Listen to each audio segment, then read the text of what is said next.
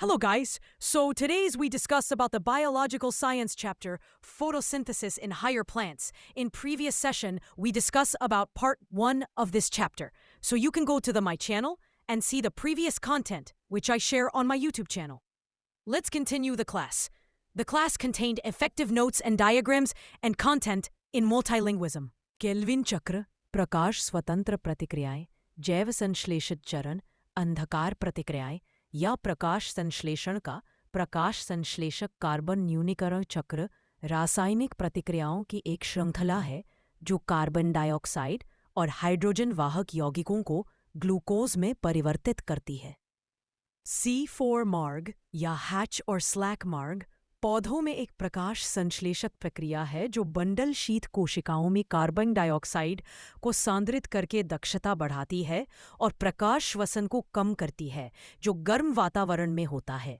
यह मीसोफिल कोशिकाओं में शुरू होता है जहां PEP कार्बोक्सिलेज CO2 को एक 4 कार्बन यौगिक ऑक्सैलो एसीटेट में स्थिर करता है जो मलेट में परिवर्तित हो जाता है। मलेट फिर बंडल शीत कोशिकाओं में जाता है जहां इसका विकार्बोक्सिलेशन होता है और आरू बिग्गसे में कैल्विन चक्र के लिए CO2 मुक्त करता है जिससे शर्करा बनती है। प्रकाश श्वसन पौधों में प्रकाश निर्भर उपापचयी पथ है जहां एंजाइम रूबिस्को कार्बन डाइऑक्साइड के बजाय ऑक्सीजन के साथ बनता है जिससे ऊर्जा की खपत होती है और CO2 मुक्त होता है।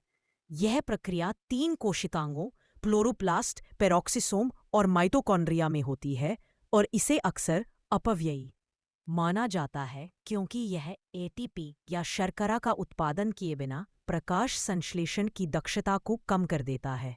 यह उच्च तापमान और उच्च ऑक्सीजन सांद्रता द्वारा बढ़ावा मिलता है जो रूबिस्को की ऑक्सीजनेज क्रियाशीलता के लिए अनुकूल परिस्थितियां हैं। C3 and C4 plants differ primarily in their photosynthetic pathway and efficiency in different climates.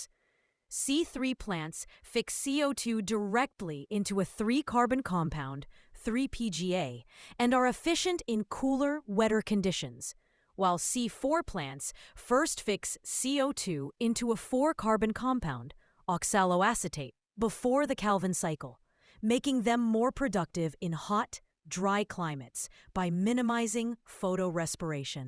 प्रकाश संश्लेषण को प्रभावित करने वाले कारक बाह्य कारक। प्रकाश की तीव्रता के साथ प्रकाश संश्लेषण एक निश्चित बिंदु तक बढ़ता है जिसके बाद दर स्थिर हो जाती है और क्षति के कारण घट भी सकती है। कार्बन डाइऑक्साइड सांद्रता CO2 की उच्च सांद्रता प्रकाश संश्लेषण की दर को बढ़ाती है क्योंकि यह एक प्रमुख अभिकारक है। हालांकि एंजाइमों के संतृप्त होने के बाद दर बढ़ना बंद हो जाएगी।